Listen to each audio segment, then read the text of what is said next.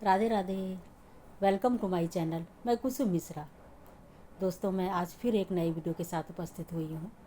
तो आज के वीडियो का मेरा विषय है कि फाल्गुन मास में पड़ने वाली प्रदोष व्रत के बारे में, जो शुक्ल पक्ष में जो प्रदोष पड़ती है। ये प्रदोष दोस्तों बहुत महत्वपूर्ण है। तो इसमें मैं क्या विशेष बताने जा रही हूँ कि इस प्रदोष में हमें कौन कौन से उपाय करने चाहिए और हमें क्यों रखना चाहिए और इस प्रदोष का क्यों इतना महत्व है, आदि से संबंधित जानकारी मैं अपने इसी वीडियो के माध्यम से आप सभी से शेयर करना चाहूँगी। तो प्रिय मित्रों, अगर आप हमारी बताई हुई जानकारी आपको थोड़ी भी हेल्पफुल लगे तो वीडियो को लाइक करिए, कमेंट करिए, शेयर करिए। और जो लोग चैनल पर नए आए हुए हैं, चैनल को सब्सक्राइब अवश्य कर दें, जिसमें कि हमारे वीडियो को डालते ही नोटिफिकेशन सबसे पहले उनके पास पहुँचे। तो प्रिय मित्रों, जैसा कि ये व्रत और त्योहारों का महीना चल रहा है, फाल्गुन मास। और फाल्गुन मास ये लगभग सभी को पसंद है, और क्योंकि इसमें बसंत ऋतु होती है और हर प्रकृति हो, चाहे दैवी लोग हों, देवता लोग हों, सब प्रसन्नता से झूमते रह नज़र आते हैं।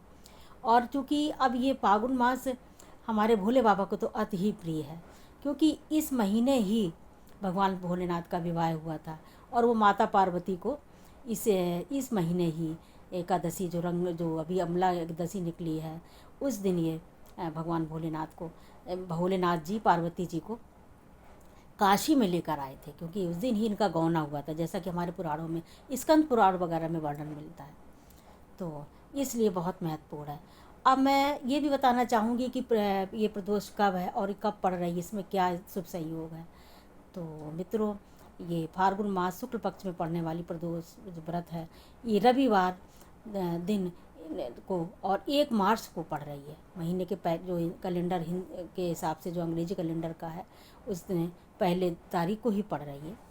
तो इस दिन क्योंकि फाल्गुन मास में ही भगवान भोलेनाथ का लिंग जो है हमारे लोगों के लिए कल्याण के लिए उपस्थित हुए थे, लिंग रूप में भगवान भोलेनाथ, तो इसलिए इसका बहुत महत्व है।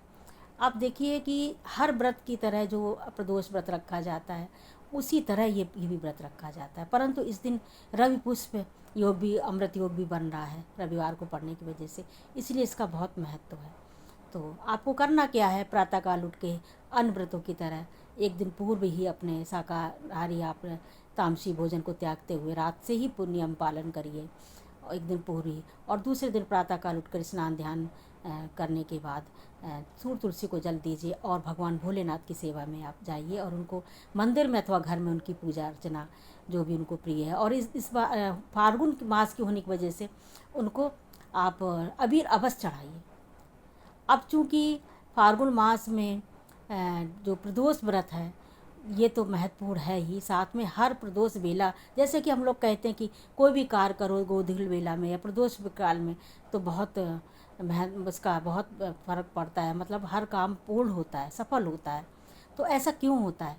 क्योंकि प्रदोष काल में ही जब देवासुर संग्राम हुआ था, जैसा कि मैं अभी स्कंद पुराण में पढ़ रही थी, स्कंद पुराण में ये उल्लेख आता है कि जब देवासुर संग्राम हो रहा था, तो उस समय भगवान भोलेनाथ ने अमृत, भगवान उनको मोहिनी रूप धर के वो उनको दे दिया था, देवताओं से लेकर के भगवान विष्णु को। और जो उसमें वो निकला था, विष निकला था, जो विष निकला था वो भगवान भोलेनाथ ने पी लिया था, पान उसका किया था। और उसको करने के बाद वो बहुत प्रसन्न थे उस समय, और उन्होंने प्रसन्नता में आकर के क्या किया था कि नंदी के मस्तक पे वो खड़े हो गए थे और उन्होंने नृत्य करने लगे थे, बहुत प्रसन्न मुद्रा में थे। और जब बहुत प्रसन्न हुए तो जितने भी हमारे 33 कोट के देवता हैं वो आ करके आसपास झूमने लगे, और सभी देवता, यहाँ तक कि ब्रह्मा जी ताली बजाने लगे, माँ सरस्वती जी बीड़ा बजाने लगी, और जो इंद्र थे वो बांसुरी बजाने लगे। इस तरह से सभी लोग भाव विभोर हो गए। और इसलिए ये बहुत महत्वपूर्ण होता है प्रदोष बेला और प्रदोष व्रत। और साथ में जो ये तो फाल्गुन मास की बात रही, वैसे भी प्रदोष काल में जो भी कार्य किए जाते हैं वो बहुत ही उसका अच्छा प्रभाव पड़ता है और सफलता अवश्य मिलती है। तो प्रदोष काल में ख़ास तौर से भगवान भोलेनाथ का अवश्य अभिषेक पूजन अवश्य करना चाहिए। अगर आप प्रातःकाल नहीं कर पा रहे हैं तो सायंकाल ज़रूर करना चाहिए। उनको धूप दीप नैवेद्य आदि समर्पित करके, अगर समय कम है तो पंचोपचार से उनका पूजन अर्चन करिए। अगर समय है आपके पास और सभी साधन उपलब्ध हैं तो इनका अच्छे से इनका पूजन अर्चन करिए। और इसके बाद करने के बाद मैं आगे ये भी बताना चाहूँगी कि कौन सा चमत्कारी दीपक जलाएं हम अपने घर में, जिसमें कि हमें हमारे कार्यों में सफलता मिले, जो हमारे मानसिक वाचिक आर्थिक जो भी हमारी समृद्धियाँ हम चाहते हैं तो उसमें हमारी उन्नत हो। तो ये मैं आगे बताऊँगी, वीडियो में आगे बने रहिएगा। और उससे पहले मैं प्रदोष काल में एक ये भी प्रदोष काल में पूजा करने का है कि इस दिन इस समय भगवान भोलेनाथ माता पार्वती के साथ नंदी पे सवार होकर पृथ्वी पर भ्रमण करने के निकलते हैं। और जो भी भक्त उनकी पूजा अर्चना करते हैं तो उनको देख करके माता पार्वती सहित भगवान भोलेनाथ बहुत प्रसन्न होते हैं। और माता पार्वती उनसे बोलती है कि इनको वरदान दो, इनको कुछ ऐसा करो जो ये परेशान है अथवा नहीं भी हैं तो उनकी सुख समृद्धि में बढ़ोतरी हो।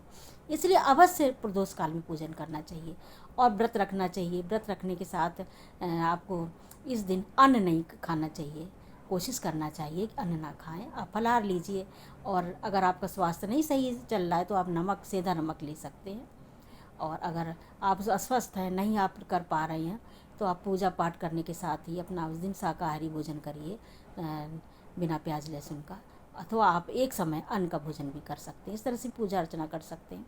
और साथ में बेलपत्र की भी पूजा करिए। तो ये रही प्रदोष के बारे में जानकारी। अब मैं ये बताना चाहूँगी कि सायंकाल समय जब प्रदोष बेला में आप शिवालय में पूजा करके आ जाएं तो घर में एक शुद्ध घी का अथवा तिल के तेल का एक दीपक चौंबर बना करके दरवाजे पे आप रखिए और उसमें लौंग अवश्य डालिए। लौंग क्यों डालें? क्योंकि लौंग में चुंबकीय शक्ति होती है। तो उसको डालने से जब आप प्रज्वलित करेंगे दीपक तो भगवान भोलेनाथ खींचे चले आएंगे चुंबक की तरह। तो जब भोलेनाथ ही आ जाएंगे तो आपके पास क्या कमी रहेगी? वो तो सभी कुछ आपको संसार में क्या दुर्लभ रहेगा?